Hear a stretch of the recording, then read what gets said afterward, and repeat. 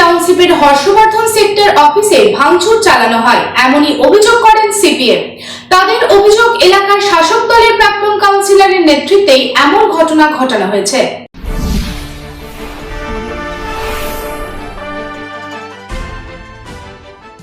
যাদবপুর কাণ্ডের রেস ধরে পশ্চিম বর্ধমান জেলার দুর্গাপুরে দলীয় কার্যালয়ে ব্যাপক ভাঙচুর চালানো হয় বলে অভিযোগ সিপিএম এর।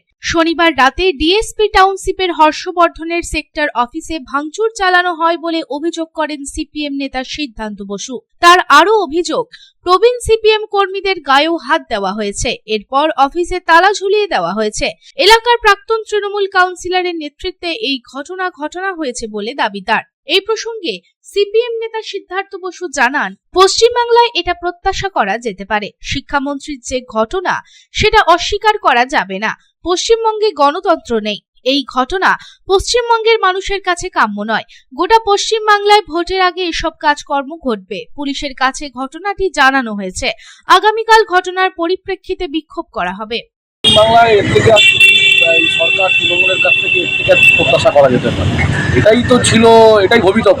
11 সালের পরিবর্তনের পরে বদলা নয় বদল চাই বলে যারা সরকারে এসেছিল, এ তো বদলা তো চলছেই, আর বামপন্থীদের উপরই বদলা চলছে। আর আজকে শিক্ষামন্ত্রীর যে ঘটনার তো আজকে অস্বীকার করা যাবে না। যাদবপুর বিশ্ববিদ্যালয়ের ছাত্রছাত্রীরা যে ডিমান্ডগুলো করেছে, সেই ডিমান্ড শোনার মতো পরিস্থিতি তৈরি করছে না আজকে সরকার শুনতে চাইছে না। কারণ পশ্চিমবাংলায় গণতন্ত্র নেই, আর গণতন্ত্র নেই বলে আজকে এই নমুনা আজকে পশ্চিমবাংলা। আজকে তার জন্যই হর্ষবর্ধন আমাদের যে সেক্টর অফিস, সেই সেক্টর অফিস ভাঙচুর হলো, প্রবীণ মানুষদের গায়ে হাত পড়লো। এটা কখনোই পশ্চিমবাংলার মানুষের কাছে কাম্য নয়। গতকাল তৃণমূল কংগ্রেসের পক্ষ থেকে কর্মী সভা হলো। কর্মী সভায় নেত্রী যা বলেছেন, সেই নেত্রীর নির্দেশ মেনেই তাই চলছে। লুটপাট চলছে, ভাঙচুর চলছে, অরাজকতা চলছে, এ তো চলছেই। অভিযোগ স্বীকার করে প্রাক্তন কাউন্সিলর পল্লব রঞ্জন নাগ বলেন, আমাদের লোকেরা ভাঙচুর করেছে ঠিকই, তবে সিপিএম এর কার্যালয়ে বসে ওরা জুয়া খেলে। আমরা প্রতিবাদ করতে গেলে আমাদের উপর আক্রমণ করে, সেজন্যই আমরা প্রতিবাদ করেছি। আপনাদের আমি জানি না কারা কি বলেছে, আপনি খবর নিন। ওখানে প্রতিদিন হর্ষবর্ধন পার্টি অফিসে সিপিএম লোকেরা জুয়া খেলে। তার পয়সাগুলো আমাদের কাছে আছে, পয়সাগুলো দাও। এবং তার সাথে আমাদের যে ভিডিও আছে, এলাকার লোকেরা আমাদের কাছে এই অবজেকশন করেছে, যেখানে প্রতিদিন এই দেখুন এইভাবে পয়সাগুলো রেখেছে। পয়সাগুলো দাও। ওরা প্রতিদিন জুয়া খেলে আর ওখানে তাস খেলে।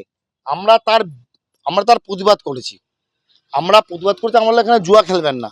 ওরা এর বিরুদ্ধে আমার কাছে আক্রমণ করে।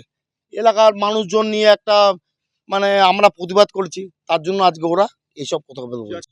দুর্গাপুর থেকে সাধারণ রোজের report, public Times. Style home furniture की ऐसी शोरूम जहां beds, sofa sets, chairs, dining tables, wardrobe के अलावा और भी बहुत कुछ, वो भी रीजनेबल प्राइस पर। बेस्ट क्वालिटी के साथ ही साथ आपको यहाँ मिलेगा लेटेस्ट डिज़ाइन के फर्नीचर्स जो है टिकाऊदार और आकर्षक। स्टाइल होम फर्नीचर अब आपके आसनसोल में। अपने घर को दे एक नयापन स्टाइल होम फर्नीचर के संग। हमारे स्टोर पे आज ही विजिट करें। हमारा एड्रेस है opposite police line, Burnpur road, Asansol. Contact number 9749933511।